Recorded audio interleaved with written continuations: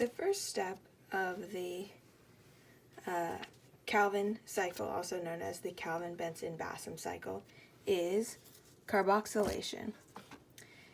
In the process of carboxylation, you take 3 molecules of ribulose 1,5-biphosphate that have 5 carbons per molecule, so that's 15 carbons total.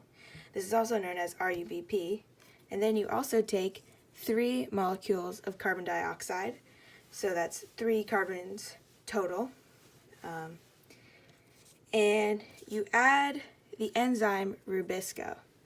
Now, rubisco is the main enzyme in the Calvin cycle.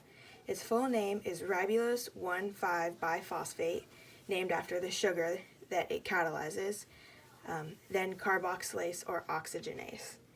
It's named this because it can react with either carbon or oxygen, which is why it's called carboxylase or oxygenase. It's one of the most prevalent enzymes in plants, and because plants dominate the earth, it is thought to be the most abundant protein on the planet by mass. So when you have these 3 things, the Calvin cycle begins. Bam! And you get 6 molecules of 3-phosphoglycerate with 3 carbons per molecule, so that's 18 carbons total. This molecule is also known as 3-PGA. This molecule begins the process of reduction. In reduction, 3 molecules of PGA are reduced to 6 molecules of glyceraldehyde, 3-phosphate, with 3 carbons per molecule, so that's 18 carbons total. This molecule is also known as G3P. Now, to reduce 3-PGA to G3P, you need 6 molecules of ATP, which will break off and turn into ADP and P and phosphate. And the main reduction power of the reduction phase in the Calvin cycle comes from the 6 molecules of NADPH. NADPH breaks off into 6 molecules of NAD+ and puts electrons and hydrogen protons into the cycle in order to create the G3P.